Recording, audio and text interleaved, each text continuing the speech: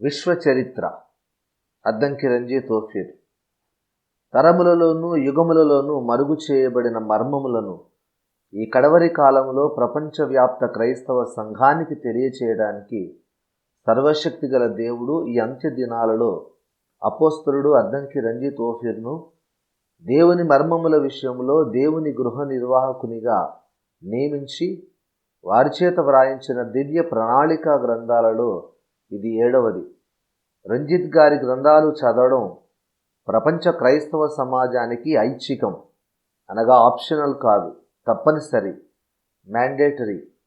సకల సందేహాలను నివృత్తి చేసి క్రీస్తు సంఘ కన్యకను పరమ వివాహానికి సంసిద్ధపరచడానికి దేవుడు పరలోకం నుండి వర్షింపజేసిన ఓఫీర్ సువర్ణం ఇది.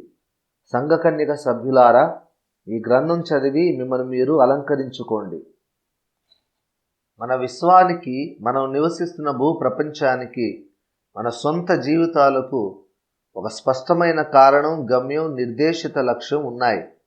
విశ్వం మనకు అర్థమైతే మనకు మన లోకం అర్థమవుతుంది. అప్పుడు మనకు మన జీవిత స్థితిగతులు అర్థమవుతాయి. ఈ విశ్వంలో, ఈ లోకంలో మన స్థానం, మన బాధ్యత ఏమిటో మనకు తెలియాలంటే విశ్వనాథుడు బైబిల్ గ్రంథములో ప్రవక్తల ద్వారా చెప్పింది, అంత్య దినాలలో ప్రవక్తలందరిలో చిన్నవాడైన ఓఫీర్ కలం ద్వారా వ్రాయించిన విశ్వచరిత్ర చదవాల్సిందే. విషయ సూచిక: 1. ప్రస్తావన. 2. విశ్వచరిత్రకు నాంది. 3. విశ్వ సృష్టికి సన్నాహాలు. 4. మరొక అనివార్యమైన అత్యవసరమైన శక్తి, కాలం. 5. తండ్రి కుమార పరిశుద్ధాత్మల కాలవిహారం. 6. పదార్థ సృష్టి. అందులో ఏ శక్తి, వేగం. బి అదృశ్యములో నుండి దృశ్య పదార్థం. సి ఒక చారిత్రాత్మక శాస్త్రీయ ప్రయోగం. డి పదార్థములో దేవుని ముద్ర. ఈ వేండ్రం. 7 ప్రపంచములు. 8 దేవుని వాక్యమే సృష్టికర్త. అందులో ఏ దేవుని వాక్యం 3 రూపాలు. బి వాక్యము ద్వారా సృష్టి అంటే. సి నీతిమంతుల ఆనంద హేతువు, ఈ సృష్టికి ప్రథమ హేతువు. 9 తన మాట నిర్మించు యెహోవా. ఏ సృజనాత్మక వాక్కు, నిర్మాణం ఎలా. 10 అనంత వైవిధ్యం, అనితర సాధ్యం. 11 ప్రప్రథమ సృష్టి, అత్యద్భుత వ్యక్తి. 12 విశ్వంలో ప్రథమ సౌజన్యమూర్తి. 13 మనకు ప్రత్యక్షమైన దేవుడు. అందులో ఏ మధుర సమాగమం. బి దేవునికి ప్రతిష్ఠిత పర్వతం. 14 విశ్వరహస్యం, లూసిఫరుకు బట్టబయలు. 15 భావతరంగాల అడ్డుగోడ.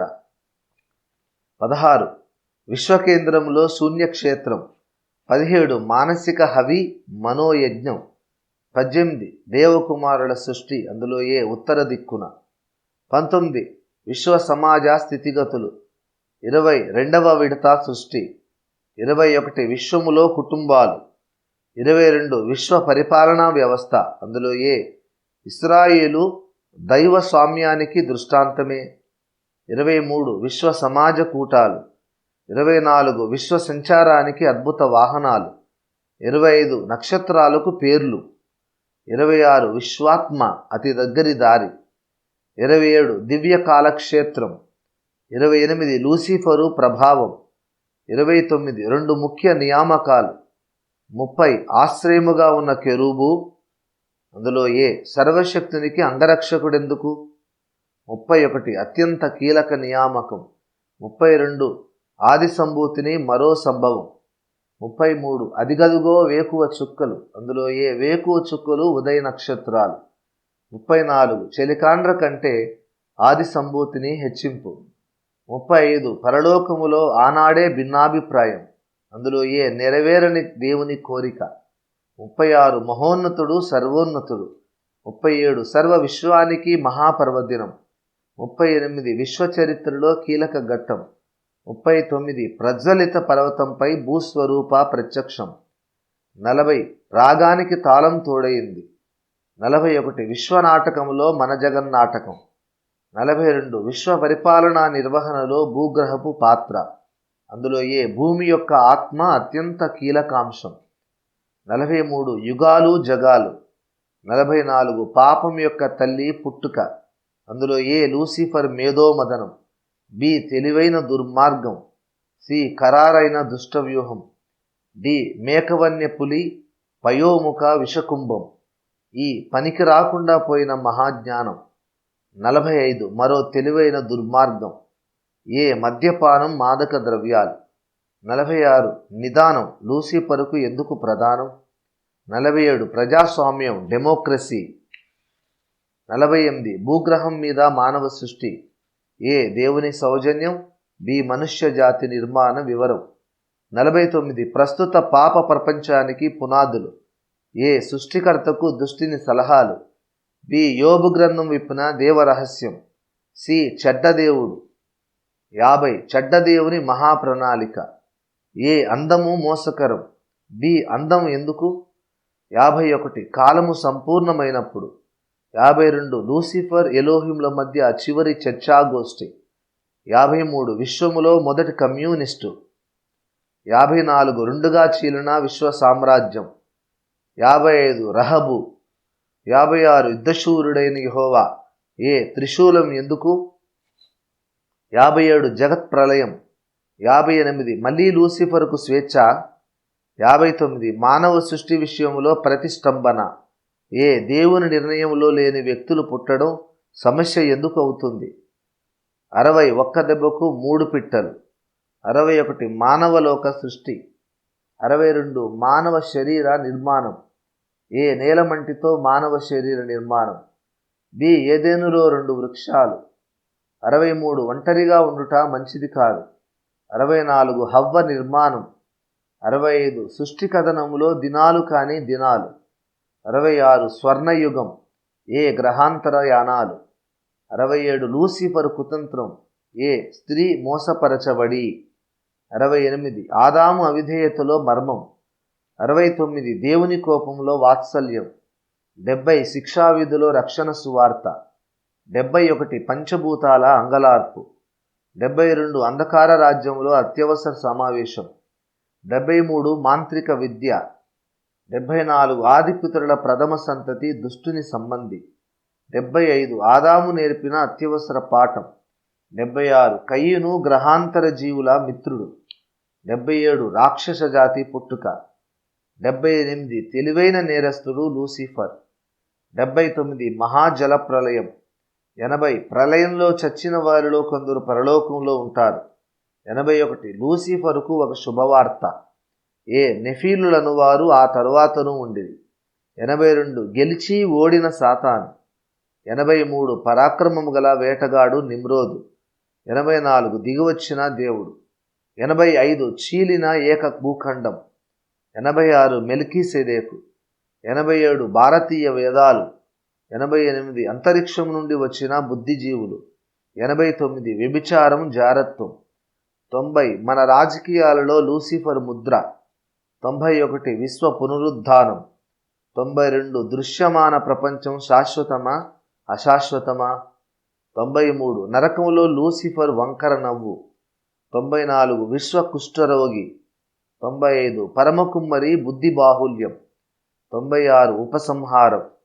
97 మానవ చరిత్రలో ముఖ్య ఘట్టాలు. ముందు మాట, 6000 ఏండ్ల మానవ చరిత్రలో 2000 ఏండ్ల క్రైస్తవ సంఘ చరిత్రలో ఎన్నో చిక్కు ప్రశ్నలు ఆలోచనాపరుల మనస్సులను వేధిస్తూ ఉన్నాయి. ప్రస్తుతం మన ఈ లోకం ఎందుకు ఇలా ఉంది అనేది ఒక చిన్న ప్రశ్న చిన్నదే కానీ ఇప్పటి వరకు ఆ ప్రశ్నకు సరైన సమాధానమే మానవ సమాజానికి దొరకలేదు. పెద్దలు ఎన్నో సమాధానాలు ఇచ్చారు, కానీ ఆ ప్రశ్నలు ఇంకా చాలా ప్రశ్నలు లేవనెత్తడానికి కారణం అవుతూ వచ్చాయి. ఏమీ చెప్పకపోతే బాగుండదు అని ఏదో చెబుతారు కానీ ఏ విషయానికి స్పష్టత ఉండదు. ప్రస్తుత లోకం మనకు అర్థం కావాలంటే విశ్వం మనకు అర్థం కావాలి. ప్రస్తుత మానవలోకం స్థితిగతులకు మూలాలు గతకాలపు విశ్వ చరిత్రలో ఉన్నాయి. ఆనాడు విశ్వంలో జరిగిన సంఘటనల ఫలితంగానే ఈనాడు మన లోకములో ఇలాంటి పరిస్థితులు ఏర్పడ్డాయి. విశ్వ చరిత్ర మనకు తెలిస్తే మన లోకం ఇలా ఎందుకు ఉన్నదో తెలుస్తుంది. మరి విశ్వ చరిత్ర మనకు తెలుస్తుందా? ఎలా తెలుస్తుంది? విశ్వ చరిత్ర మనంతటా మనకైతే తెలిసే అవకాశం లేదు, కానీ విశ్వనాథునికి తెలుసు కదా. ఆ విశ్వనాథుడు చెబితే మన విశ్వపు కథ మనకు కూడా తెలుస్తుంది. ఆ విశ్వనాథుడు విశ్వకథను నాకు చెప్పాడు. ఈ విశ్వకథను తెలియనందు చేతనే చాలామంది యథార్థవంతులైన అన్వేషకులు రక్షణలోనికి, దైవ సత్యములోనికి రాలేకపోతున్నారు. సువార్తను నమ్మని వారు చాలామంది తమ ప్రశ్నలకు సబబు సమాధానాలు దొరికితే క్రీస్తు సువార్తను అంగీకరించాలని ఎదురు చూస్తున్నారు. సువార్తను నమ్మి రక్షణ పొందిన వారిలో కూడా అనేక మంది ఈ విశ్వకథ తెలియనందు చేతనే సర్వసత్యములోనికి రాలేకపోతున్నారు. జిజ్ఞాసువులు అడుగుతున్న ప్రతి ప్రశ్నకు సమాధానం గతకాలపు విశ్వ చరిత్రలోనే ఉంది. అందుకే ఆ పరమాత్ముడు విశ్వకథను నాకు చెప్పి దాన్ని మీకందరికీ చెప్పమన్నాడు. ఈ విషయాలు దేవుడే చెప్పకపోతే అవి నాకు తెలిసే అవకాశం లేదని ఈ పుస్తకం చదివితే మీకు తెలుస్తుంది. యథార్థంగా సత్యాన్ని వెతికేవారు నేటి సమాజాన్ని, రాజకీయాలను, మతాలను, పూజా విధానాలను, నేటి మానవ సమాజాన్ని పట్టి పీడిస్తున్న దురలవాట్లను, వ్యసనాలను అర్థం చేసుకోవాలంటే, వాటికి పరిష్కారం తెలుసుకోవాలంటే ఈ విశ్వ చరిత్రను చదవడం తప్పనిసరి. ఈ పుస్తకంలో మీకు దొరికే జవాబులు ఈ భూమి మీద వ్రాయబడిన ఏ ఇతర గ్రంథంలోనూ దొరకవు. మీరు ఆలోచనాపరులైతే మీ జీవితాన్ని, మీకు ఏర్పడిన స్థితిగతులను, ఈ ప్రపంచాన్ని, దానిలో ఉన్న విడ్డూరమైన స్థితిగతులను అర్థం చేసుకోవాలన్న ఆసక్తి మీకు ఉంటే ఈ పుస్తకం మిమ్మల్ని సంపూర్ణ సమగ్ర అవగాహన అనే గమ్యానికి చేరుస్తుంది. మనుష్యులు పాపం ఎందుకు చేస్తారో, కొందరు సువార్తను ఎందుకు నమ్మరో, జగత్తు పునాదికి ముందే గొర్రెపిల్ల జీవగ్రంథములో కొందరి పేర్లు ఎందుకు రాయబడ్డాయో, అందం మోసకరమైతే మరి మోసకరమైన దాన్ని దేవుడు ఎందుకు చేశాడో, ఇలా అసంఖ్యాకమైన ప్రశ్నలకు ఈ గ్రంథములో మీకు జవాబులు దొరుకుతాయి. ఈ పుస్తకం గత యుగములలోనూ తరములలోనూ మరుగై ఉండిన మర్మాల ప్రత్యక్షతల పుట్ట. ఈ పుస్తకాన్ని చదివి తీరాలి, లేకపోతే అజ్ఞానములోనే ప్రశ్నలు అడుగుతూనే మీ జీవితాన్ని ముగించాలి. ఈ రెండే అన్వేషకులందరి ముందు ఉన్న దారులు. తినబోతూ రుచులు అడగడం ఎందుకు? దైవ మర్మాల ప్రత్యక్షతల విందు మీ ముందే బంగారు పల్లెంలో సాక్షాత్కరించింది. ఇక ఆలస్యం ఎందుకు? జ్ఞానాన్ని పొందండి, సర్వోన్నత ధన్యతను స్వతంత్రించుకొనండి. ఇట్లు సర్వజన శ్రేయోభిలాషి, సత్య సంస్థాపనాభిలాషి, ఈ తరంలో దేవుని నోరు, అపోస్తలుడు అద్దంకి రంజిత్ ఓఫీర్. మొదటి అధ్యాయం ప్రస్తావన. ఈ విశ్వం ఎలా ఉనికిలోనికి వచ్చింది? ఎలా ఆరంభములోనికి వచ్చింది? ఇప్పుడున్న స్థితికి ఎలా వచ్చింది? దీని భవితవ్యం ఏమిటి? అంతిమ గమ్యం ఏమిటి? ఇవి మానవుడు అడగగలిగిన ప్రశ్నల్లోకెల్లా అత్యంత ప్రాముఖ్యమైనవి.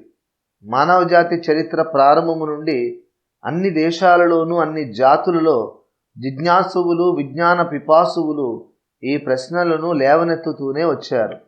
అన్ని తరాలలోనూ, సకల దేశాలలోనూ ఈ ప్రశ్నలకు సమాధానాలు ఇవ్వటానికి ప్రయత్నించిన తాత్వికులు, వేదాంతులు, పరిశోధకులు ఉన్నారు. అయినా ఈనాటికి ఆ ప్రశ్నలు అపరిష్కృతంగా ఆకాశమంత ఎత్తున నిలిచే ఉన్నాయి. ఈ ప్రశ్నలకు వేదాంతులు ఇచ్చిన జవాబులు ఇంకా అనేకమైన క్రొత్త ప్రశ్నలు తలెత్తడానికి కారణమయ్యాయి. ఇంకా ప్రశ్నలు పుట్టడానికి ఆస్కారం లేకుండా సంపూర్ణమైన సమాధానాలు ఇప్పటి వరకు ఇవ్వబడలేదు. నేను కూడా ఈ బిఫోర్ ద బిగినింగ్, అనాది అనే అంశాన్ని గురించి, అప్పటి స్థితిగతుల ప్రభావం ఇప్పటి ప్రపంచం మీద ఏ రీతిగా పనిచేస్తుంది అనే అంశాన్ని నేను ఇంతకు ముందు రచించిన పరిశుద్ధ దేవుని గూర్చిన జ్ఞానం, దేవుని విశ్వ ప్రణాళిక అనే గ్రంథాలలో ప్రస్తావించాను. కానీ అంశానికి పూర్తి న్యాయం జరగలేదు. ఇంకా ఎన్నో ప్రశ్నలు మిగిలిపోయాయి. కొత్త ప్రశ్నలు పుట్టుకొస్తున్నాయి. ఈ విశ్వంలో పాపం ఎందుకు ఉంది అని అడిగితే దానికి సాతానే కారణం అని పెద్దలు చెబుతారు. మరి సాతానును ఎవరు సృష్టించారు అని ప్రశ్నిస్తే సాతానును సాతానుగా ఎవరూ సృష్టించలేదు. దేవుడు ఒక మంచి వ్యక్తిగా ఒక దేవదూతను సృష్టిస్తే ఆ దేవదూత ఆ తర్వాత చాలా కాలానికి దేవుని మీద తిరుగుబాటు చేసి సాతానుగా మారాడు అని బైబిల్ పండితులు చెబుతారు. మునుముందు ఈ వ్యక్తి సాతానుగా మారతాడు అని దేవునికి ముందే తెలియదా? ముందే తెలిస్తే ఆ వ్యక్తిని సృష్టించకుండా ఉండొచ్చు కదా. మునుముందు ఎవరు ఎలా మారబోతున్నారో ముందే తెలియని వాడైతే ఆయన దేవుడే కాదు. ఒకవేళ తెలిసినా కూడా వారిని సృష్టిస్తే ఒక విధంగా సాతాను ఉనికికి దేవుడు కారకుడే కదా. ఈ ప్రశ్నలకు ఇంతకు ముందెవరూ చెప్పని జవాబు నేను నా గ్రంథం దేవుని విశ్వ ప్రణాళికలో జవాబిచ్చాను. దేవుడు కాకుండా మరో శక్తి కూడా, మరో నెగటివ్ శక్తి కూడా అనాదిగా ఉన్నది అని, ఆ నిత్య చీకటి తాను పూర్తిగా వ్యక్తం కావటానికి తనకంటూ ఒక వ్యక్తిత్వం ఉండాలని తహతహలాడుతుండగా, దేవుడి సృష్టిలోని దూతలలో అగ్రగణ్యుడైన లూసిఫర్ ఆ నిత్య చీకటిని తన ఇష్టపూర్వకంగానే తనలో చేర్చుకొని సాతానుగా మారిపోయాడని నేను వివరించాను. దీనికి కావలసిన లేఖనాధారాలు, తార్కిక రుజువులు నేను నా గ్రంథంలో రాశాను. మొత్తం మీద సాతాను ఉండటానికి దేవుడు కారణం కాదు అని మనం నిర్ణయించుకున్నాం. ఈ లోకంలో చెడు, అపవిత్రత, పాపం, అన్యాయం ఉండటానికి సాతానే కారణం అని కూడా మనం ఒక స్థిరాభిప్రాయానికి వచ్చాం. మంచివి అన్నీ దేవుని నుండి వస్తున్నాయి, చెడ్డవన్నీ సాతాను నుండి వస్తున్నాయి. ఇంతవరకు బాగానే ఉంది. కానీ ఈ మంచి చెడుల విషయంలో కూడా స్పష్టత లేదు. ఈ లోకంలో ఏది మంచో ఏది చెడో తెలియదు, ఏది పాపమో ఏది పరిశుద్ధతో తెలియదు. పాపం, పవిత్రత అన్న పదాలకు స్పష్టమైన నిర్వచనాలు లేవు. మంచి చెడుల విషయంలో ఇలాంటి గందరగోళ పరిస్థితి ఎందుకు నెలకొని ఉంది? మనం చాలా పవిత్రమైనవిగా భావించే కార్యక్రమాలలో కొన్ని అపవిత్రమైనవిగా ఎంచబడేవి ఎందుకు ఎదురవుతాయి? పురాణాలలో, పరిశుద్ధ బైబిల్ గ్రంథంలో సహా స్త్రీల అంగాంగ వర్ణనలు ఎందుకు? బైబిల్లో సున్నతి సున్నతి అంటూ మాటిమాటికి పురుషుడి రహస్యాంగాన్ని జ్ఞప్తికి తేవడం ఎందుకు? మన దేశంలో దేవాలయాలపై వివిధ భంగిమలలో స్త్రీ పురుషుల సంభోగ శిల్పాలు ఎందుకు? రక్షణ పొందిన తరువాత ఒక క్రైస్తవ విశ్వాసి లోకాన్ని చూడకుండా శరీరాన్ని నిర్లక్ష్యపెట్టి కేవలం బైబిల్ గ్రంథాన్ని మాత్రమే చదువుతూ పరిశుద్ధతను సాధన చేయాలని ఆశించి బైబిల్ చదివితే, ఆ బైబిల్లోనే స్త్రీ శరీర వర్ణన ఉంటే ఆ భక్తుడు ఏం చేయాలి? ఎక్కడికి పారిపోవాలి? ఏమిటి గందరగోళం? ఈ లోకంలో భక్తి మార్గమే ఒక అయోమయంగా ఎందుకు తయారైంది? ఈ లోకంలోని వాణిజ్యం ఎందుకు ఇలా ఉంది? రాజకీయం, సమాజం, కుటుంబ వ్యవస్థ అన్నీ గందరగోళంగానే ఉన్నాయి ఎందుకు? మనం ఏదో ఒక అతి ప్రాముఖ్యమైన సత్యాన్ని చూడకుండా మిస్ అయిపోయాం. ప్రస్తుతం మనం చూస్తున్న ఈ ప్రపంచం, ఈ విశ్వం ఇలా ఉండడానికి కారణాలు, మూలాలు గతకాలపు విశ్వ చరిత్రలో ఉన్నాయి. అసలు మొదటి నుండి ఏమి జరిగిందో మనకు తెలిస్తే తప్ప ప్రస్తుత పరిస్థితులు, సంఘటనలు మనకు అర్థం కావు. ఈ సాతాను అనేవాడిని గురించి మనం చెప్పుకునే కథలో కూడా ఏదో ముఖ్య విషయాన్ని మనం మిస్ అయిపోయాం. అసలు ఆ సాతానుగాడికి అంత శక్తి, అంత బలం ఉండడం ఏమిటి? సాతాను దేవుని మీద తిరుగుబాటు చేస్తే దేవుడు వారిని ఉన్నత పదవి నుండి పడద్రోశాడని చెప్పుకుంటాం. మరి వాడిని వెంటనే ఎందుకు దేవుడు నాశనం చేయలేదు? అంటే దానికి నా గ్రంథం దేవుని విశ్వ ప్రణాళికలో జవాబు ఇవ్వబడింది. సరే, ఏదో ఒక కారణాన్ని బట్టి దేవుడు సాతానును వెంటనే నాశనం చేయకుండా కొంతకాలం గడిచిన తర్వాత నాశనం చేద్దాం అనుకున్నాడు. అయినప్పటికీ రాజ్య బహిష్కరణ శిక్ష విధించబడిన ఒక రాజద్రోహి మళ్ళీ దర్బారులోనికి రాగలడా? వస్తే ఆ రాజుగారు ఆ ద్రోహిని ఎక్కడి నుండి వచ్చావని పలకరిస్తాడా? ఆలోచించండి. యోబు గ్రంథంలో రాయబడిన విషయం ఇది. దేవుని కుమారులందరూ దేవుని సన్నిధిలో నిలవడానికి వచ్చిన దినం ఒకటి తటస్థించింది. అప్పుడు వాళ్ళందరితో పాటు సాతాను కూడా వచ్చాడట. తాను రాజ్య బహిష్కరణ విధించిన ఒక నేరస్తుడు తన ముందుకు వచ్చి నిండు దర్బారులో నిలుచుంటే ఒక రాజు ఏం చేస్తాడు? ఆ విశ్వచక్రవర్తి ఏం చేయాలి? ఎవరక్కడ? ద్వారపాలకులు ఏం చేస్తున్నారు? ఈ నుచ్చుడిని లోపలికి రానిచ్చిన ఆ ద్వారపాలకులను తక్షణమే పదవి నుండి తొలగించి చెరసాల్లో వేయించండి, ఈ దుష్టుడిని బంధించండి అంటూ నిప్పులు చెరగాల్సిన సన్నివేశం అది. కానీ మహా విచిత్రాల్లోకెల్లా విచిత్రం, ఏదో పాతమిత్రుడిని పలకరించినట్లు దేవుడు సాతానును పలకరించి నీవు ఎచ్చటి నుండి వచ్చితివి అని అడుగుతున్నాడు. తాను భూగ్రహం నుండి వచ్చినట్టు సాతాను చెప్పగానే నా సేవకుడైన యోబు సంగతి నీవు ఆలోచించితివా అని అడుగుతున్నాడు. దానికి తోడు దేవునికి సాతానుకు మధ్య చిన్న సంవాదం, సవాలు, ప్రతి సవాలు. యోబు ఊరకయ్యే భక్తి గలవాడయ్యాడా, లేక స్వార్థ ప్రయోజనాల కోసమా పరీక్షిద్దాం అని, యోబుకు కష్టాలు రప్పిద్దామని ఇద్దరూ ఒక అభిప్రాయానికి రావడం. ఈ సంఘటన మళ్ళీ రెండవసారి కూడా జరిగింది. సాతాను మళ్ళీ దేవుని రాజదర్బారుకి వచ్చాడు. మళ్ళీ సంవాదం, సవాలు, ప్రతి సవాలు. యోబు శ్రమలలో మార్పు తీవ్రత పెంచడం. ఒక నేరస్తుడు, రాజ్య బహిష్కృతుడు అయిన వ్యక్తికి, ఒక చక్రవర్తికి మధ్య ఈ సంభాషణలు, సంవాదాలు పదే పదే ఆ భ్రష్టుడు రాజుగారి ముందుకు రావడాలు, ఇదంతా ఏమిటి? ఇదేమి రాజ్యం? ఇదేమి పరిపాలన? ఇదేమి రాజ్య బహిష్కరణ? ప్రకటన 12:7లో సాతాను తన దూతలతో దేవుని విశ్వ సామ్రాజ్యపు రాజధాని నగరం మీదికి దండెత్తి యుద్ధానికి వెళ్ళాడు. వాడు ఎలాగూ దేవునితో పోరాడి గెలవలేడు, అది వేరే విషయం. కానీ అసలు దేవుడు ఏ పట్టణం నుండి విశ్వ పరిపాలన సాగిస్తూ ఉన్నాడో ఆ పట్టణం మీదకి యుద్ధానికి వెళ్ళాలనే ఆలోచన వాడికి ఎలా వచ్చింది? ఆ యుద్ధం వాడు ఎలా పోరాడగలిగాడు? మనం అలా పరలోక పట్టణం మీదకి యుద్ధానికి వెళ్ళగలవా? అసలు ఈ భూమి మీద ఉన్న ఒక మానవ మాతృడైన రాజుగారి భవనం మీదకి మనం వెళ్ళగలమా? సాతాను దేవుని మీదకి ఎలా యుద్ధానికి వెళతాడు? వాడి శక్తి ఎంత?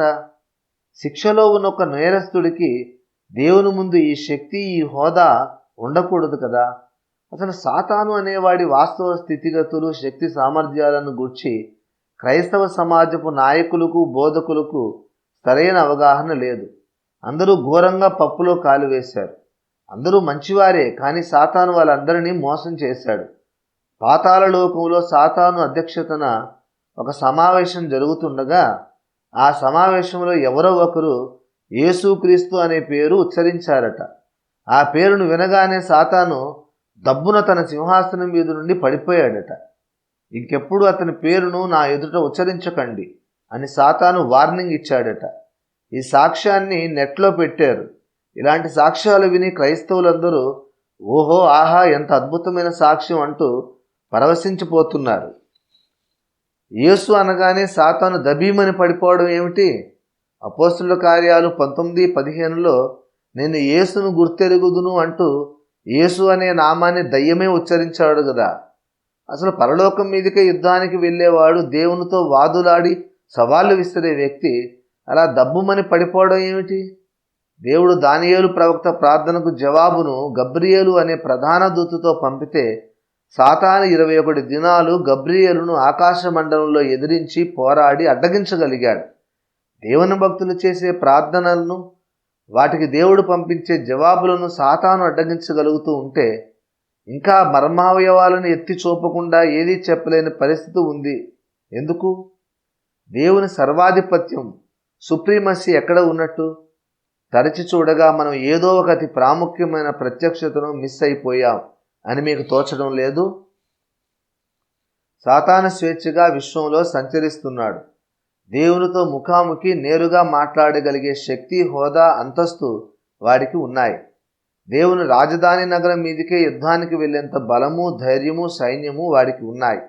దేవుని పిల్లల ప్రార్థనలను, వాటికి దేవుడు పంపే జవాబులను వాడు కొంతవరకైనా ఆటంకపరచగలుగుతున్నాడు. సాతాను పాప పురుషుడు, కానీ పాపానికి సంబంధించినవిగా మనం ఎంచే వస్తువులు, విషయాలు, శరీరావయవాలు దేవుడు వాడుకోక తప్పని పరిస్థితి నెలకొని ఉంది. ఏదైనా విషయం చెప్పాలంటే మనభావయవలను ప్రస్తావించకుండా ఆధ్యాత్మిక విషయాలు ఇవి చెప్పుకోలేని పరిస్థితి నెలకొని ఉంది. లైంగికత అనేది తప్పు అని అన్ని మతాల పెద్దలు చెబుతుంటారు. కానీ పుణ్య గ్రంథాలలో మానవ శరీరంలోని మర్మావయవాలను గురించి ప్రముఖంగా చెప్పబడుతుంది. ఈ వింత పరిస్థితికి కారణం ఏమిటి? ఎన్నో వేదాంత మర్మాలను తెలుసుకున్న మనం ఇంకేదో దేవ రహస్యాన్ని తెలుసుకోలేకపోయాం. ఇంకేదో ఒక విశ్వరహస్యాన్ని మనం మిస్ అయిపోయాం.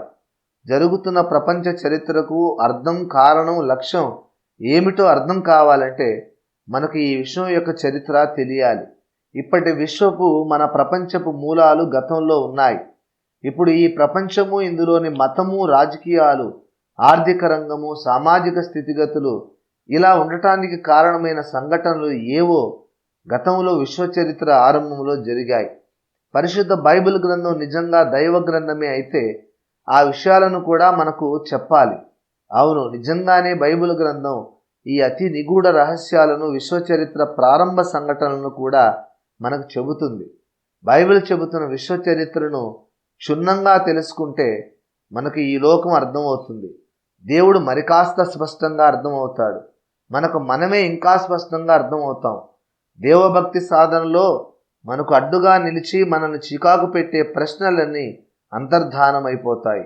అందుకే సర్వశక్తి గల దేవుని ప్రత్యేక ఆజ్ఞను బట్టి, ఆదేశాన్ని బట్టి నేను ఈ విశ్వచరిత్ర గ్రంథాన్ని వ్రాస్తూ ఉన్నాను. ఈ భూమి మీద ఇంతకుముందు ఎన్నో కథలు రాయబడ్డాయి, కానీ ఇప్పుడు మీ చేతిలో ఉన్నది సత్య కథ. ఇది విశ్వకథ. ఇది అసలైన సత్కథ. ఇతర కథలన్నిటికీ మూల కథ ఇది. ఇది దేవుడు మాత్రమే చెప్పగలిగిన కథ. ఆ సర్వోన్నతుడే తన పరిశుద్ధ బైబిల్ గ్రంథపు పుటలలో నాకు చూపించిన కథ. ఈ విశ్వ చరిత్రలో ప్రారంభము నుండే జరిగిన వాస్తవ ఘటనల కథాక్రమం ఇదిగో. బుధజనులు చిత్తగించండి. 2వ అధ్యాయం విశ్వ చరిత్రకు నాంది. అది సువిశాలమైన కాదు అనంతమైన ఖాళీ ప్రదేశం, ఎల్లలు లేని శూన్య మండలం. అసలు దాని శూన్యం అనాలి, కానీ శూన్య మండలం అంటే మళ్ళీ దానికి సరిహద్దులను ఆపాదించినట్లే అవుతుంది. అయినా మనం చూడగలిగినంత వరకు దాన్ని సరిహద్దుగా భావించుకొని దాన్ని శూన్య మండలం అని పిలుచుకుంటున్నాం. మన కంటికి కనిపించగలిగే ఆ సరిహద్దుకు ఆవతల కూడా ఏమీ ఉండదు, ఎందుకంటే అది శూన్యం. మన మండలం అనుకున్నది ఒక పరిమిత పరిధి ఎలాగైతే కాదో, అలాగే మనం శూన్యం అనుకున్నది కూడా నిజానికి శూన్యం కాదు. మనం శూన్యం అనుకున్న ప్రదేశంలో కొన్ని విషయాలు, శక్తులు ఉన్నాయి. సాధారణంగా మనం కథలు చెప్పేటప్పుడు మా ఊళ్ళో ఒక వ్యక్తి ఉన్నాడు అంటూ మొదలు పెడతాం. ఊరిలో ఒక్క మనిషే ఉంటాడా? ఊరు అంటేనే చాలామంది మనుషులు, చాలా ఇండ్లు ఉన్న స్థలం కదా. మరి మా ఊళ్ళో ఒక ఆయన ఉన్నాడు అనటం ఏమిటి? ఒక ఆయన అంటే ఒక్క మనిషే ఉండడు, చాలామంది ఉంటారు. కానీ ఇప్పుడు మనం దృష్టించవలసిన వ్యక్తి ఒకడు ఉన్నాడన్నమాట. మిగతా వాళ్ళు ఉన్నప్పటికీ ప్రస్తుతం మన కథకు, కథా గమనానికి వాళ్ళ ఉనికికి గురించిన ప్రస్తావన అవసరం లేదన్నమాట. మన ఆ ఊరిలోని మిగతా విషయాల మీద, మిగతా వ్యక్తుల మీద దృష్టి పెట్టనక్కర్లేదన్నమాట. మన కథకు, కథనానికి సంబంధించినంత వరకు వాళ్ళు ఉన్నా లేనట్టే అన్నమాట. ఆది యందు అనాది యందు అంతా శూన్యం అనే వ్యాఖ్య కూడా అటువంటిదే. ఆది యందు ఆది అనబడే సమయం కంటే ముందు దేవుడు మాత్రమే ఉన్నాడు. దేవుడు తప్ప ఇంకెవరూ లేరు, ఇంకేదీ లేదు అనే వ్యాఖ్య కూడా అటువంటిదే. అనాది యందు మనం గుర్తించదగిన వ్యక్తి ఒక్కడే ఉన్నాడు. ఆ మాటకొస్తే అసలు వ్యక్తి అని పిలుపుకు తగినవాడు, వ్యక్తిత్వం కలిగినవాడు దేవుడు ఒక్కడే. వ్యక్తిత్వం కలిగిన వారు, వ్యక్తులు అని పిలువబడదగిన వారు ఇంకెవరూ లేరు. వ్యక్తులు లేరు, కానీ శక్తులు ఉన్నాయి. వాటిలో ఒకటి మాత్రం నిత్య చీకటి. అది ఒక బలమైన నెగిటివ్ ఫోర్స్. దానికి వ్యక్తిత్వం లేదు. వ్యక్తిత్వం కోసం ఆ బలమైన చీకటి ఆర్తిగా, అశాంతితో, ఆవేదనతో వెతుక్కుంటుంది. అప్పట్లో వ్యక్తిత్వం అనేది దేవునిలో మాత్రమే ఉంది గనక ఆ చీకటి మాటిమాటికి దేవునిలో ప్రవేశించడానికి ప్రయత్నిస్తూ ఉంది. ఆ చీకటి తనలో ప్రవేశించకుండా దేవుడు దాన్ని నిరంతరం తోలివేస్తూ ఉన్నాడు. కనుకనే సృష్టికి పూర్వం దేవుడు పరిశుద్ధుడు అన్న మాట అర్థవంతం అవుతుంది అని నేను నా 3వ గ్రంథం దేవుని విశ్వ ప్రణాళికలో చెప్పాను. ఆ నిత్య చీకటి ఒక నివాసాన్ని కనుగొని ఒక పరిమిత క్షేత్రములో బందీగా ఉండిపోవడానికి వీలుగా కొన్ని సంఘటనలను అనుమతించడం, దేవుని ప్రమేయం లేకుండా ఆ నిత్య చీకటి నిత్యాగ్నిలో బందీగా ఉండిపోయిన తర్వాత ఆ మీదట ఇక పాపం, వేదన అనేవి ఎన్నటికీ ఉండవని ఒక పరిపూర్ణమైన లోపరహితమైన మహిమ ప్రపంచాన్ని నిర్మించడం దేవుని విశ్వ ప్రణాళిక అని నేను ఇంతకుముందు నా ఇతర గ్రంథాలలో చెప్పాను. అయితే ఆ నిత్య చీకటి మాత్రమే కాదు, సృజింపబడకుండానే అనాదిగా ఉనికిలో ఉన్న ఇతర శక్తులు అసంఖ్యాకంలో ఉన్నాయి. దేవుడు ఒక పాజిటివ్ ఫోర్స్, నిత్య చీకటి నెగటివ్ ఫోర్స్. కానీ ఆ ఇతర శక్తులు ఉన్నాయి చూశారు, అవి పాజిటివ్ కాదు, ఇటు నెగిటివ్ కూడా కాదు. అవి న్యూట్రల్ ఫోర్సెస్. అంటే అటు మంచి కానీ చెడు కానీ శక్తులు అన్నమాట. ఇలాంటి శక్తులు ఇప్పటి మస్తిష్కాలతో మనం లెక్కించలేనన్ని ఉన్నాయి. అందుచేత సృష్టికి పూర్వం ఉండిన ప్రథమ స్థితిని మన మనస్సులో చిత్రీకరించుకోవాలంటే ఇలా చిత్రీకరించుకోవాలి. అస్పష్టమైన ఆకృతులతో ఆకాశంలో మబ్బు తునకలలాగా, దూది పింజలలాగా లెక్కించలేనని శక్తులు, అటు మంచి ఇటు చెడు కాని శక్తులు చెల్లా చెదురుగా ఉన్నాయి. అప్పటి శూన్యం చిందరవందరగా చెత్తా చెదారు నిండి ఉన్న గదిలాగా ఉంది. ఆ అసంఖ్యాక శక్తుల మధ్య ఇటు శక్తి అటు వ్యక్తి కాని స్థితిలో, సజీవము నిర్జీవము కాని అవ్యక్త స్థితిలో నిత్య చీకటి ఉంది. దానికి తన చుట్టూ ఉన్న న్యూట్రల్ ఫోర్సెస్తో అవసరం లేదు. తానే ఒక బలమైన శక్తి కదా. దానికి వ్యక్తి కావాలి. ఆ వ్యక్తిలోని వ్యక్తిత్వాన్ని తాను సొంతం చేసుకోవాలి. తనలోని చీకటి గుణాలను సంపూర్ణంగా వ్యక్తం చేయాలి. ఆ వాంఛను బట్టి, ఆ అవసరాన్ని బట్టి ఆ నిత్య చీకటి అప్పట్లో అందుబాటులో ఉనికిలో ఉన్న ఏకైక వ్యక్తి అయిన దేవునిలో దూరాలని ప్రయత్నిస్తూ విఫలమవుతూ ఉంది. ఆ అనంతమైన ఎల్లలు లేని శూన్యంలో ఒకే ఒక మహా తేజోమండలం ఉంది. వర్ణింపశక్యం కాని తేజస్సు అది. ఆ తేజోమండలం లోపల ఒకే ఒక్క వ్యక్తి ఉన్నాడు. ఆయన అపరిమితమైన బలము, శక్తి కలిగినవాడు, అనంతమైన జ్ఞానం కలిగినవాడు, సకలమైన మంచితనము, ఉత్తమ గుణ లక్షణాలు పరాకాష్ఠ స్థాయిలో ఆయనలో ఉన్నాయి. ఆయన త్రియేకుడు. ఆయననే మనం దేవుడు అని వ్యవహరిస్తుంటాం. బలమును, జ్ఞానమును ఆయనకు స్వభావ లక్షణములు. యోబు 12:16. దేవుడు అనబడే అద్భుత వ్యక్తి తాను ప్రేమించడానికి కొందరు వ్యక్తులను, అంతకు ముందు లేని వ్యక్తులను సృష్టించాలని, ఉనికిలోకి తేవాలని సంకల్పించాడు. ఆ దేవుడు తనలోని 3 వ్యక్తిత్వ కేంద్రాలను కలిగి ఉన్నాడు. ఆ 3 వ్యక్తిత్వ కేంద్రాల్లో మళ్ళీ అసంఖ్యాకమైన వ్యక్తిత్వ కేంద్రాలు. ఆ అనంత మహిమాన్వితుడు సృష్టి చేయాలని నిర్ణయించాడు. అలా లేని వాటిని ఉనికిలోనికి తీసుకురావటానికి ముందు తాను ఒక కుమారుడిని కనాలని నిర్ణయించుకున్నాడు, కన్నాడు. ఆయన సృష్టింపబడిన వాడు కాడు. అనాదిగా దేవునిలో ఒక భాగంగా ఉన్నవాడే. తల్లి తనలోని పిండాన్ని కన్నట్లు దేవుడు ఆయనను కన్నాడు. ఈయనను గూర్చిన వివరంగా తెలుసుకోవడానికి దేవుడు నా చేత రచింపజేసిన పరిశుద్ధ దేవుని గూర్చిన జ్ఞానం అనే గ్రంథాన్ని చదవండి. దేవునిలోని ఒక భాగం దేవునిలో నుండి వెలువడిన వ్యక్తిగా వెలుపలికి రావడం ఇవి ఇష్ట చరిత్రలో ప్రప్రథమ సంఘటన అని నేను ఇంతకు మునుపు చెప్పాను. నీవు నా కుమారుడవు, నేడు నేను నిన్ను కని ఉన్నాను అని ఆ అజుడు అనగా పుట్టుక లేని ఆ నిత్యుడు పలికిన శుభఘట్టం అది. ఆయన కనిన ఆ కుమారుడు ఆది సంభూతుడు, అంటే మొదట పుట్టినవాడు. ఆ తరువాతే సృష్టి అనే ప్రక్రియ ప్రారంభమైంది. ఆది సంభూతుడు దేవునిలో నుండి ఒక శబ్దం రూపంలో బయటికి వచ్చాడు కనుక ఆయనకు దేవుని వాక్యం అని, నాదబ్రహ్మం అని పేరు పెట్టబడింది. వాక్యంగా వెలువడక మునుపు ఆయన దేవుని మనస్సులో ఉన్నాడు కనుక ఆయన దేవుని జ్ఞానం అని పేరు పొందాడు. ఆ తర్వాత దేవుడు చేయవలసిన కార్యాలన్నీ ఈయన ద్వారానే చేస్తాడు గనక ఆయన దేవుని హస్తం, దేవుని బాహు అని పిలువబడ్డాడు. దేవుడు తన కుమారుని ద్వారా ప్రపంచములను సృష్టించాడు అని నేను నా ఇతర గ్రంథాలలో చెప్పాను. అయితే ఇక్కడ మనం చెప్పుకోవలసిన నిగూఢ విషయాలు ఎన్నో ఉన్నాయి. ఇంతకు మునుపు నేను రచించిన గ్రంథాల విషయం యొక్క పరిధిని బట్టి ఆ విషయాలు ఆ గ్రంథాలలో నేను చెప్పలేదు. దేవుడు ఏక సమయంలో ముగ్గురుగా ఒక్కడుగా ఎలా ఉన్నాడు? అలా ఉన్నాడని మనం ఎందుకు నమ్మాలి? ఆ దైవ బహుళత్వాన్ని మన మనస్సులో ఏ విధంగా చిత్రించుకోవాలి? దేవుని గూర్చిన మనం కలిగి ఉండవలసిన మెంటల్ పిక్చర్, భావచిత్రం ఏమిటి అన్న విషయాన్ని వివరించడానికే దేవుని ఆదేశం ప్రకారం నేను పరిశుద్ధ దేవుని గూర్చిన జ్ఞానం అనే గ్రంథం రాశాను. సర్వశక్తిమంతుడు, భవిష్యత్ జ్ఞాని, ఎప్పుడూ మంచిని మాత్రమే చేసే ఉత్తముడు అయిన దేవుని సృష్టిలో ఒక సాతాను ఎందుకు ఉన్నాడు? దీన్ని దేవుడు ఎందుకు అనుమతిస్తున్నాడు? ఇటువంటి సమస్యను అనుమతించి దాన్ని వెంటనే పరిష్కరించకుండా తాత్సారం చేస్తున్న దేవుడు ఆరాధనకు యోగ్యుడు ఎలా అవుతాడు?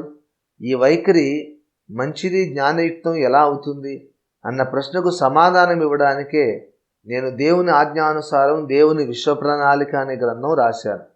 ఆ విషయాలను చెబుతూ గ్రంథ పరిధిలో లేవు అన్న కారణం చేత గ్రంథం అనవసరంగా విస్తరించి అసలు విషయాన్ని గ్రహణం పట్టిస్తుందన్న భీతితో నేను ఎన్నో కీలకమైన విషయాలను చెప్పకుండా దాటవేశాను. ఆ విషయాలన్నిటినీ ఇప్పుడు ఏదీ దాచకుండా నేను సార్వత్రిక సంఘానికి చెప్పవలసిన సమయం వచ్చిందని ఆ పరాత్పరుడే ఆదేశించగా నేను ఈ విశ్వచరిత్ర అనే గ్రంథాన్ని వ్రాస్తూ ఉన్నాను. దేవుడు మొదట ఒక కుమారుణ్ణి కన్నాడు. ఆ తర్వాత ఆ కుమారుని ద్వారా విశ్వములోని అసంఖ్యాక నక్షత్ర మండలాలను, వాటిలోని ప్రపంచాలను, వాటిలోని ప్రాణికోటిని సృష్టించాడు. ఆ ప్రాణికోటిలో పరలోక దేవదూతలు కూడా ఉన్నారు. వారిలో ఒకడు దేవుని మీద తిరుగుబాటు చేశాడు. ఆ తర్వాత దేవుడు మానవ జాతిని సృష్టించాడు అని చెప్పుకుంటూ ఉంటాం. ఇలా చెప్పుకోవడం కట్టే, కొట్టే, తెచ్చే అని 3 ముక్కల్లో రామాయణ కథను చెప్పుకోవడం లాంటిదే. అసలు కథ అంత సింపుల్గా జరగలేదు. అసలేం జరిగిందో నేను చూచినంత మట్టుకు మీకు చెబుతాను, చెవులున్న వాళ్ళు వినండి. ప్రకటన 1:2. విశ్వ సృష్టికి సన్నాహాలు 3వ అధ్యాయం. ఉన్నవాడు అని పిలువబడడానికి తగినవాడు దేవుడు. ఇతర శక్తులు అనేకం ఉన్నప్పటికీ అవి వ్యక్తులు కావు, వాటికి వ్యక్తిత్వం లేదు. కనుక ఉన్నవాడు అన్న పేరు ఆ శక్తులకు అన్వయించకూడదు. అవి ఉన్న వాస్తవానుభవానికి అవి లేనట్లే లెక్క. ఎందుకంటే ఆ చిన్న చిన్న శక్తులకు కనీసం మాకు వ్యక్తిత్వం కావాలి అన్న తపన కూడా లేదు. ఉండి లేనట్టుగా అలా పడి ఉన్నాయి అవి అంతే. ఒక్కటి మాత్రం బలమైన శక్తి ఉంది. తనకు వ్యక్తిత్వం కావాలనే తీవ్ర వాంఛ దానిలో ఉంది. కనుక అది ఉన్నట్టే కానీ ఉన్నవాడు కాదు. వ్యక్తిత్వం ఉంటే కదా వాడు అంటాం. కాబట్టి ఉన్నవాడు అనదగిన వాడు దేవుడు అని ఇప్పుడు మనం పిలుచుకునే అద్భుత వ్యక్తి ఒక్కడే. సృష్టి జరగాలంటే ముందు తనకు ఒక కుమారుడు ఉండాలని, ఒక కుమారుడు ఉండడం అత్యవసరం అని దేవుడు చూశాడు. అందుచేత దేవుడు ఒక కుమారుని కన్నాడు. ఆ కుమారుడిని దేవుడు ప్రేమించాడు, అనంతంగా ప్రేమించాడు. ఆ కుమారుడు తండ్రిని ప్రేమించాడు. నా తండ్రి కోసం నేను ఏమైనా చేస్తాను అని తీర్మానించుకున్నాడు. తండ్రి కుమారులు మాట్లాడుకుంటారు, ఒకరి పట్ల ఒకరు ప్రేమను వ్యక్తం చేస్తారు, ఒకరిని బట్టి ఒకరు ఆనందిస్తారు, ఒకరిని చూసి ఒకరు మురిసిపోతారు. ఇలా ఆ సమీపించరాని తేజస్సులో దేవుడు, ఆయన ఏక కుమారుడు చాలా కాలం ఉన్నారు. ఆ తేజోమండలం నిత్య దేవుని నివాసం చెప్పనసక్యమైన మహిమానందంతో నిండిపోయింది.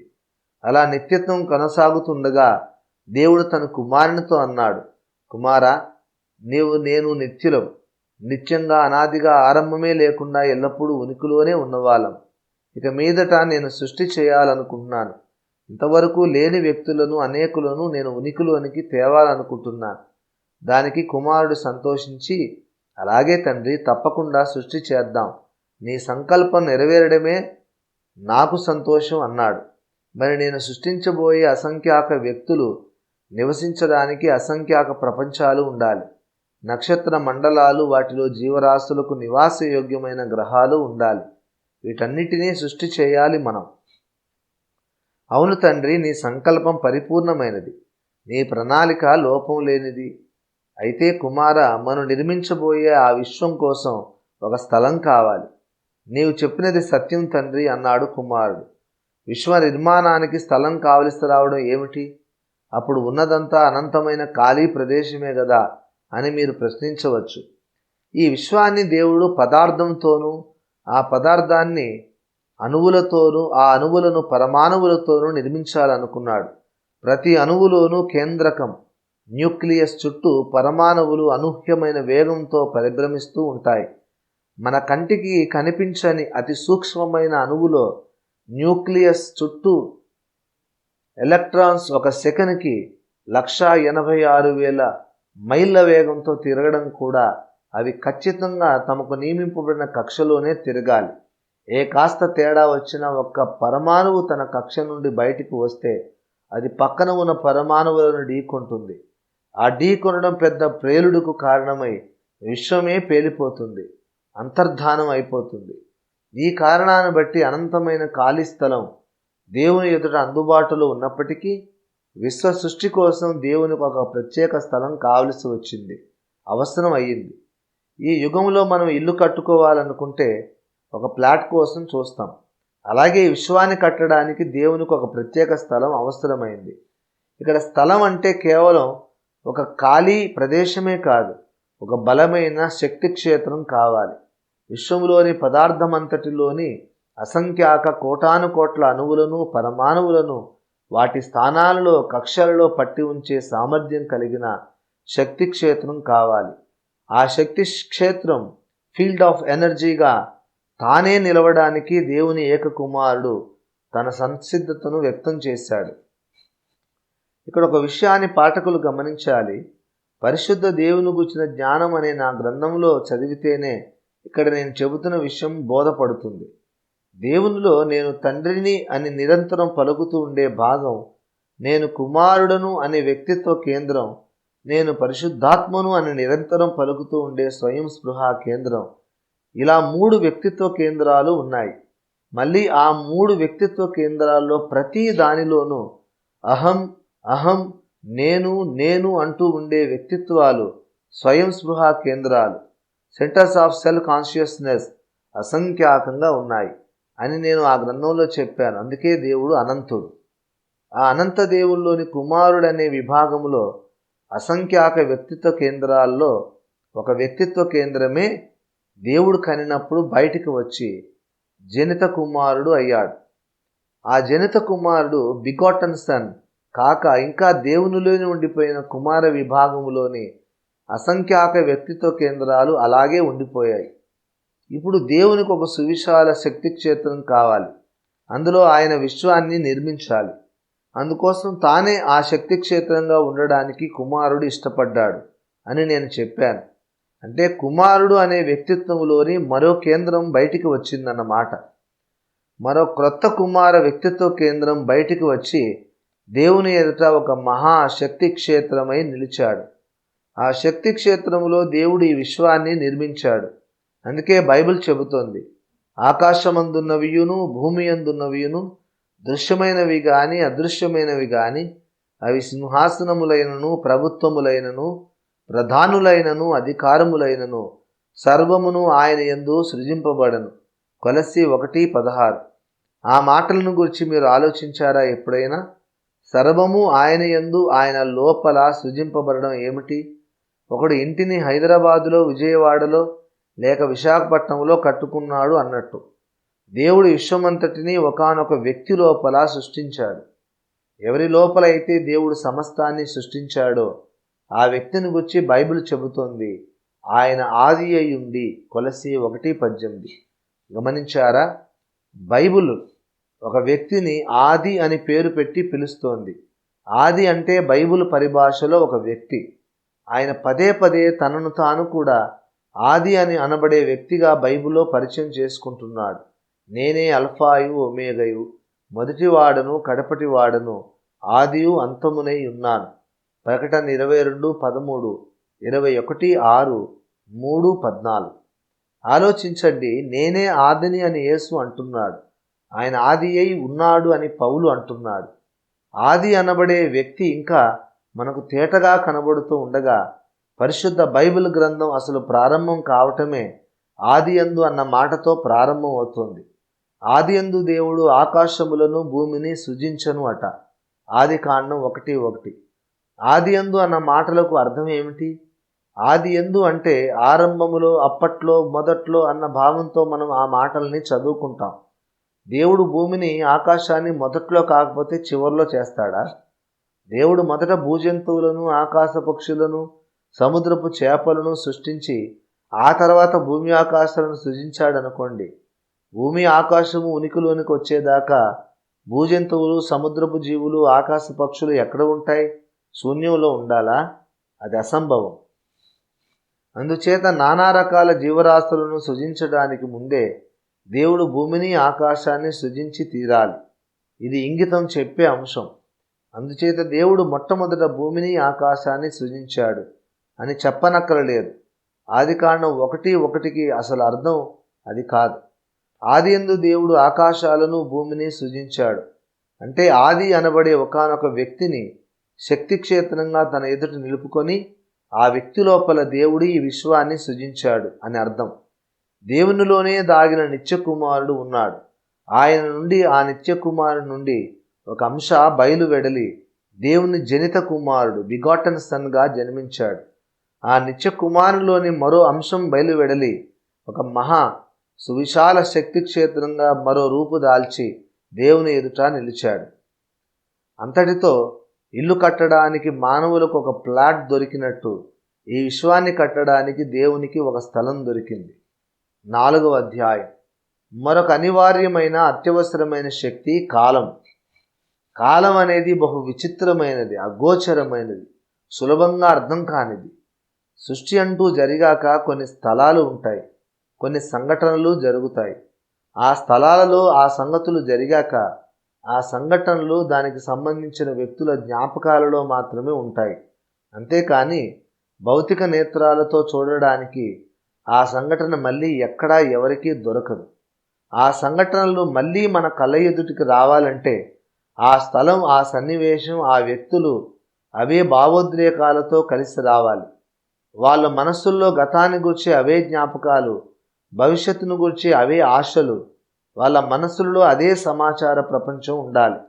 ఇవన్నీ కలిసి మళ్ళీ సంభవించాలంటే అది అసంభవం. ఆ వ్యక్తుల మనోభావాలు, వాళ్ళ రూపురేఖలు యథాతథంగా మళ్ళీ అలాగే ఉండాలి అంటే ఎలా? అలా జరగడం అసాధ్యం. అయితే ఈ సంగతులు, సంఘటనలు జరిగినట్టు ఒక కోణంలో, ఒక ప్రత్యేక డైమెన్షన్లో అలాగే ఉండిపోతాయి.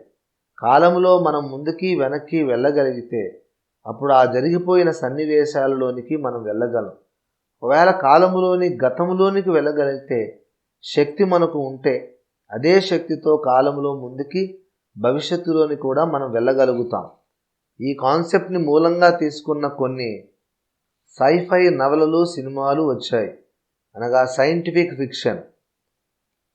కానీ మానవులు కాలంలో ప్రయాణించడం అనేది ఒక అసంభవమైన కార్యం. ఎందుకంటే ఈ కాలంలో జీవిస్తున్న మనం మరో కాలంలో జరిగిన మరో సన్నివేశంలోనికి వెళ్ళగలిగితే ఆ మరుక్షణం ఆ సన్నివేశం మొదట జరిగినప్పటిలా ఉండదు, మారిపోతుంది కదా.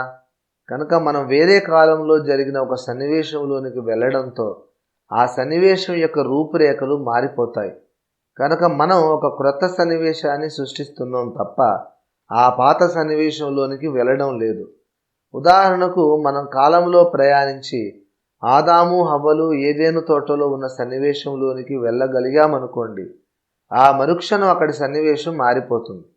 ఆ సన్నివేశం బైబిల్లో రికార్డ్ చేయబడినట్టుగా ఉండదు. ఆ సన్నివేశంలో ఆదాము, హవ్వ, సర్పంతో పాటు మనం కూడా ఉంటాం. కనుక మనం అప్పుడు ఏదెనులో జరిగిన సంభవాల చరిత్రను మార్చి వ్రాసుకోవలసి వస్తుంది. కాలసంచారం చేస్తూ ఒక్కొక్క మానవుడు ఏదెను తోటలోనికి వెళ్ళి వస్తూ ఉన్న కొద్దీ మనం ఆదికాండాన్ని మారుస్తూనే ఉండవలసి వస్తుంది. శ్రీకృష్ణదేవరాయల కాలంలోని ఆధునిక మానవుడొకడు వెళ్ళినట్టు ఒక తెలుగు చలనచిత్రం వచ్చింది. అది కొందరు చూసి వినోదాన్ని పొందడానికి పనికి వస్తుంది తప్ప వాస్తవంగా జరగడం సాధ్యం కాదు కదా. శ్రీకృష్ణదేవరాయల దర్బారులోని ఒక ఆధునికుడు ప్రవేశిస్తే మరుక్షణం ఆ దర్బారు సన్నివేశం మొత్తం మారిపోతుంది కదా. మన చరిత్ర గ్రంథాలన్నీ మార్చి వ్రాసుకోవాలి కదా. అలా అనేక మంది ఆధునికులు అనేకసార్లు గతంలోనికి ప్రయాణించి శ్రీకృష్ణదేవరాయల కాలపు సన్నివేశాలను మార్చివేస్తుంటే ఎన్నిసార్లు మనం చరిత్ర పుస్తకాలను మార్చి వ్రాసుకోగలం? అసలు మాటి మాటికి అలా మారిపోతూ ఉండేది చరిత్ర ఎలా అవుతుంది? మాటి మాటికి మారేది అసలు చరిత్రే కాదు కదా. నిరంతరం అలా కాదు, ఇలా జరిగింది అంటూ తిరగరాసుకునేది అయితే అసలు అది వాస్తవ చరిత్ర కాదు కదా. కనుక కాలములో గతంలోనికి మనం వెళ్ళడం అంటే సన్నివేశాలను నిరంతరం మారుస్తూ ఉండడం అన్నమాట. అలాంటప్పుడు అసలు చరిత్ర అనేదే ఉండదు, ఏది వాస్తవం కాదు అలాంటి పరిస్థితుల్లో. ఇక మనం భవిష్యత్తులోనికి ప్రయాణించినా కూడా ఇలాంటి అయోమయం, ఇలాంటి గందరగోళమే ఏర్పడుతుంది. అనేక మంది భవిష్యత్ సంఘటనలోనికి, సన్నివేశాల్లోనికి వెళ్ళి నిరంతరం చేరుతూ ఉంటారు గనక ఇలా భవిష్యత్తులో జరగాలి అని ఒక వ్యక్తి నిర్ణయిస్తాడు. అంతలో మరో వ్యక్తి భవిష్యత్తులోనికి వెళ్ళి అలా కాదు, ఇలా జరగాలి అంటాడు. అంటే అసలు వాస్తవంగా ఏమీ ఎప్పటికీ జరగదు. అసలు వాస్తవంలో మనకు భవిష్యత్తు అనేదే ఉండదు. అలా కాకుండా ఒక వ్యక్తి భవిష్యత్తులోనికి వెళ్ళినా, గతంలోనికి వెళ్ళినా అక్కడ సన్నివేశాలు ఏ మాత్రం మారకుండా ఉండాలి అంటే ఏం చేయాలి? ఆ వ్యక్తి ఎలాంటి వాడై ఉండాలి? ఆయా సన్నివేశాలు వాస్తవంగా జరుగుతూ ఉండినప్పుడు కూడా తాను ఆ సన్నివేశంలో భాగమై ఉండిన వ్యక్తి అయితే మళ్ళీ ఇప్పుడు అతడు ప్రవేశించినా క్రొత్తగా సంభవించే మార్పు ఏమీ ఉండదు. ఒక సన్నివేశం జరిగినప్పుడు ఆ పదార్థం, ఆ స్థలం, ఆ వ్యక్తులు, వారి మనోభావాలు అన్నింటిలో జోక్యం కలిగి ఉన్న వ్యక్తి ఒకడు ఉన్నాడనుకోండి. ఆ పదార్థపు అణువులను పట్టి బంధించి ఒక ఆకృతిలో నిలవబెట్టిన వాడు ఆ వ్యక్తుల మనోభావాలలో కూడా స్థానం కలిగిన వాడు, ఆ భావాలను సహా నడిపించినవాడు. ఇప్పుడు మళ్ళీ ఆ సన్నివేశంలోనికి వెళ్ళినా క్రొత్తగా ఏమీ మార్పు జరగదు. అలాంటి వ్యక్తి ఒకడు ఉన్నాడు, ఆయనే దేవుని కుమారుడు. పదార్థపు అణువులను ఆయనే పట్టి నిలిపి ఉంచాడు కనుక ఆ స్థలం ఆయనలోనే ఉంది. ఆ సన్నివేశం జరిగినప్పుడు ఆ సంఘటనలోని పాత్రలు, ఆయన వ్యక్తులందరి మనస్సులు ఆయన ఆధీనంలోనే ఉన్నాయి. కనుక అప్పుడు ఏమైతే జరిగిందో అది ఆయనలోనే జరిగింది గనక ఆ సన్నివేశంలోనికి ఆయన ఎన్ని వందల వేల సార్లు వెళ్ళినా ఆ సంఘటనల్లో మార్పు ఏమీ ఉండదు. ఈ అద్భుత శక్తిని బట్టి దేవుని కుమారుడైన క్రీస్తుకు నిరంతరం అంతా నిత్య ప్రస్తుతం. అన్ని కాలాలు ఆయన ముందు ప్రస్తుత కాలంగానే ఉంటాయి. ఆయనే గతకాలం, ఆయనే ప్రస్తుత కాలం, ఆయనే భవిష్యత్ కాలం. అసలు కాలం అంటేనే ఆయన. దేవుని కుమారునికి ఉన్న అనేకమైన పేర్లలో కాలం అనే పేరు ఒకటి. కాలం అనే దానికి లెక్కింపు ఉన్నప్పుడు, దాన్ని లెక్కించినప్పుడు మనం విధిగా ఆ కాలఘట్టం యొక్క మొదలు తుది పరిగణలోనికి తీసుకుంటాం. కాలానికి చాలా ఉన్నాయి. ప్రతి కాలఘట్టానికి ప్రారంభం అంతం ఉంటాయి. దినానికి దినారంభం దినాంతం ఉంటాయి. వారానికి అలాగే వారారంభం వారాంతం, అలాగే సంవత్సరానికి సంవత్సరాది సంవత్సరాంతం ఉంటాయి. ఆది అంతం ఆ రెండిటి మధ్య ఉండేదే కాలం. అందుకే యేసు తను తాను ఆదియు అంతము అయి ఉన్నాను అంటూ పరిచయం చేసుకున్నాడు. అంటే నేనే కాలమును అని యేసు చెప్పుకుంటున్నాడు అన్నమాట. స్థలం అంటే పదార్థం ఎవరిలో ఉన్నదో, పదార్థం కలిసికట్టుగా ఉండటానికి ఎవరు ఆధారమై ఉన్నాడో ఆయనే కాలం కాగలుగుతాడు. ఆ కాలం అయి ఉన్న దైవ కుమారుడే ఆ కాలమే అన్నింటినీ శాసిస్తూ ఉంది. అందుకే భారతీయ ప్రాచీన గ్రంథాలైన వేదాలలో కాలమే సృష్టికర్త, కాలమే కాలమే సృష్టించుచున్నది అని వ్రాయబడింది. అథర్వణ వేద సంహిత 19వ కాండము 6వ అనువాకము 8వ సూక్తము 4, 6, 8, 9వ మంత్రములు 9వ సూక్తము 5వ మంత్రం. ప్రసంగిలో ఇవన్నీ అదృష్టవశము చేతనే కాలవశము చేతనే అందరికీ కలుగుచున్నవే అని చెప్పబడుచున్నది. కాలం అంటే ఏమిటో ఇప్పటి శాస్త్రవేత్తలకే అంతు చిక్కలేదు. మనం చూస్తున్న ప్రపంచం 3 డైమెన్షన్ల ప్రపంచమని, అయితే మనం చూడలేని 4వ కోణం ఉన్నదని, అనగా 4th డైమెన్షన్ ఉన్నదని, కాలమే ఆ 4th డైమెన్షన్ అని చెప్పారు కొందరు శాస్త్రజ్ఞులు. కాలం అనేది 4th డైమెన్షన్ కాదు అని వాదిస్తున్న శాస్త్రజ్ఞులు ఉన్నారు. ఈ వివాదం ఎలా ఉన్నా కాలం అనేది మనం కాస్త పట్టించుకోవలసిన విషయం అని అందరూ ఒప్పుకుంటున్నారు. కాలం అనే దానికి స్థలం అనే దానికి సంబంధం ఉంది. స్థలం అనేది లేకుండా కాలం ఉండదు, కాలం లేకుండా స్థలము ఉండదు. మనం జీవించే ఈ లోకం నిరంతర స్థల కాల పరస్పరాధారిత ప్రపంచం అని సర్ ఆల్బర్ట్ ఐన్స్టీన్ గారు చెప్పారు. ఇక్కడ నేను చెబుతున్నది అదే. స్థలం అనేది పదార్థం ఏ శక్తిని బట్టి నిర్వహించబడుతున్నదో ఆ శక్తి కాలములో ముందుకి వెనక్కి ప్రయాణించగలుగుతుంది. పదార్థంలోని అణువుల పరిమాణములను నిర్వహించే శక్తి ఏమిటో ఇంతవరకు ఏ శాస్త్రజ్ఞుడు చెప్పలేదు. పదార్థం ఇలా ఉంది అని చెబుతారు తప్ప పదార్థం ఇలా ఎందుకు ఉంది, గ్రహాల కక్ష నుండి ఎందుకు తప్పిపోవటం లేదు, అణువులోని పరమాణువులు ఎందుకు గతిని తప్పడం లేదు, ఈ విషయం సైన్స్కు తెలియదు. బైబిల్ మాత్రమే దీనికి సమాధానం చెబుతుంది. ఆయన దేవుని మహిమ యొక్క తేజస్సును అయి ఉండి తన మహత్తు గల మాట చేత సమస్తమును నిర్వహించుచు అంటోంది బైబిల్. హెబ్రీ 1:3. పదార్థాన్ని ఆయనే నిర్వహిస్తున్నాడు గనక స్థలం ఆయనలోనే ఉంది. ఆయనతోనే సంబంధించి ఉన్నది కాలం గనక అన్ని కాలాలు ఆయనలోనే ఉన్నాయి. ఆ విశ్వరూపుడే దైవ కుమారుడు, ఆయనే యేసునాథుడు. దేవుని కుమారునికి ఎన్నో రూపాలు ఉన్నాయి. విశ్వాన్ని తనలో ఇముడుచుకున్న శక్తి క్షేత్రం ఆయన. విశ్వ చరిత్ర ఆరంభం నుండి దాని ముగింపు వరకు జరిగిన అన్ని సంఘటనలను తన గర్భంలో దాచుకున్న కాలం ఆయన మరో రూపం. దేవుని నిత్య కుమారునిలోని అనంతకోటి స్వయం స్పృహ కేంద్రాలలో ఒక వ్యక్తిత్వం దేవుని ప్రతిబింబముగా ఆయన జనితీక కుమారునిగా జన్మించాడు. మరో వ్యక్తిత్వ కేంద్రం విశ్వ నిర్మాణం కోసం ఒక మహావిశాల శక్తి క్షేత్రం అయ్యాడు. మరో వ్యక్తిత్వ కేంద్రం కాలం అయినాడు. అందుకే బైబిల్ ఆయనను వర్తమాన భూత భవిష్యత్ కాలములలో ఉన్నవాడు అని పిలుస్తుంది. కాలం స్థలం అనేవి ఆయనకు సమస్యలు కావు.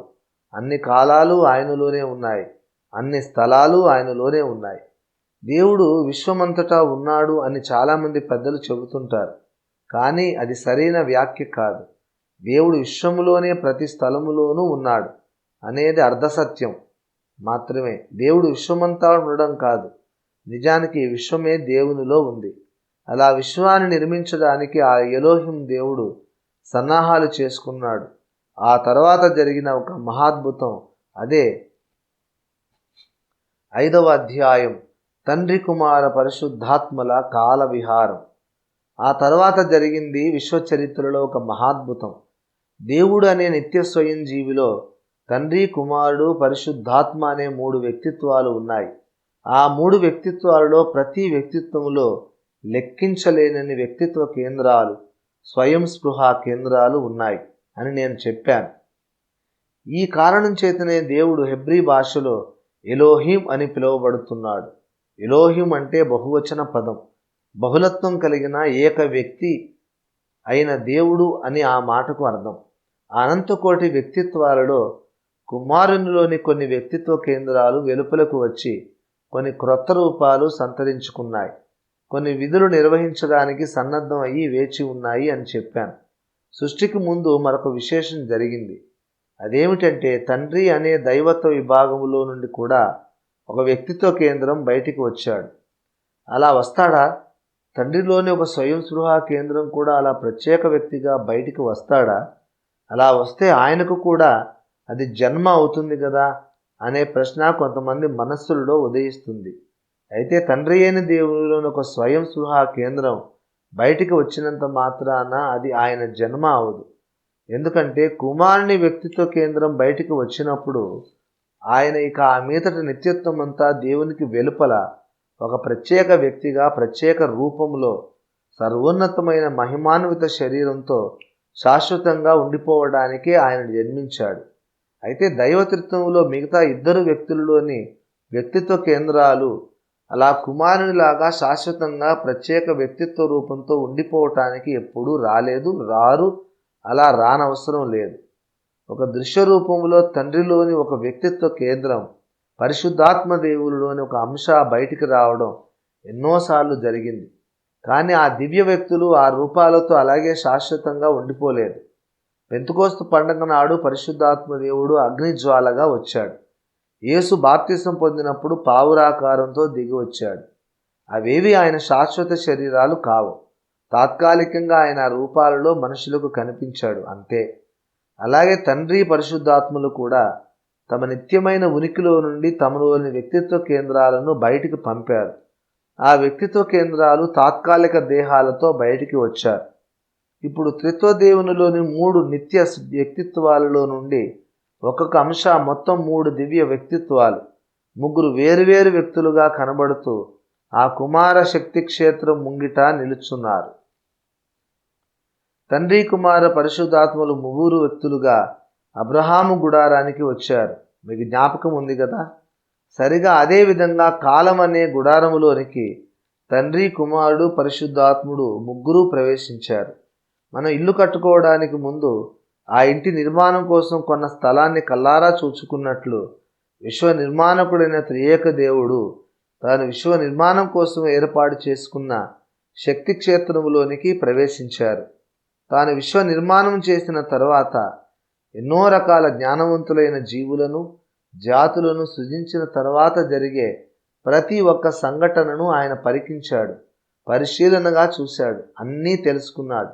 ఈ విశ్వ చరిత్రలో ఇమిడి ఉన్న కోటానుకోట్ల ప్రపంచాలు, వాటిలో భాగమై ఉన్న జ్ఞానం కలిగిన వ్యక్తులు, ఆ వ్యక్తులలో ఒకడు తిరుగుబాటు చేయటం, తన విజయాన్ని నిశ్చయం చేసుకోవడానికి అతడు సృజింపబడకుండానే అనాదిగా ఉన్న ఆ నిత్య చీకటిని తనలో చేర్చుకోవడం, ఆ తర్వాత అతడు ఆ తిరుగుబాటును విశ్వంలోని అనేక ప్రపంచాలకు వ్యాపింపచేసి ఒక చీకటి సామ్రాజ్యాన్ని నిర్మించుకోవడం, వెలుగుకు చీకటికి, తేజోరాజ్యానికి అంధకార రాజ్యానికి మధ్య నిరంతరం సంఘర్షణగా, ఎడతెగని పోరాటంగా ఎన్నో యుగాలు విశ్వచరిత్ర గడిచిపోవడం, ఆ చరిత్ర ముగింపులో చీకటి మూటగా మారిన ఆ మొదటి తిరుగుబాటుదారుడు, అతడి ద్వారా చీకటి ప్రభావంతో పడిపోయిన కోటానుకోట్ల మంది విశ్వ ప్రపంచాల పౌలులు నిత్యాగ్నిగుండంలో బందీలుగా ఉండిపోవడం, విశ్వంలోని చెత్త చెదారం అంతా తొలగిపోయి పరిశుభ్రంగా విశ్వం మారిపోవడం, ఆ తర్వాత ఒక తిరుగుబాటుకు ఆస్కారము అవకాశం లేని ఒక నూతన అద్భుత మహిమ ప్రపంచాన్ని తాను నిర్మించడం, ఆ తర్వాత అంతులేని ఆనందం, మహిమ, నిత్య సుఖాలు. తండ్రి, కుమార, పరిశుద్ధాత్ములు చట్టపట్టాలు వేసుకొని ఈ ప్రపంచాలన్నిటికీ వెళ్ళారు. ఆ సంఘటనలన్నిటిలోనికి, ఆ సన్నివేశాలన్నిటిలోనికి వెళ్ళారు. ప్రతి వ్యక్తిని, ఆ వ్యక్తి స్వభావాన్ని, ఆలోచనలను, ప్రవర్తనను, పర్యవసానాలను అన్నిటినీ చూశారు. అన్నిటినీ చూసిన తర్వాత మళ్ళీ కాలువ నుండి బయటకు వచ్చి ఒకరి ముఖం ఒకరు చూసుకొని ప్రసన్నంగా చిరునవ్వు నవ్వుకున్నారు. మనం సృష్టిని చేస్తే చరిత్ర ఇలా నడుస్తుందన్నమాట. ఇలాంటి సంఘటనలు జరుగుతాయి అన్నమాట. అంతిమ ఫలితం ఇంత అద్భుతంగా మహిమకరంగా ఉండబోతూ ఉంది అని స్పష్టంగా గ్రహించి అప్పుడు పూనుకున్నాడు సృష్టి చేయటానికి. అన్నిటికన్నా మొదట ఆయన చేసినది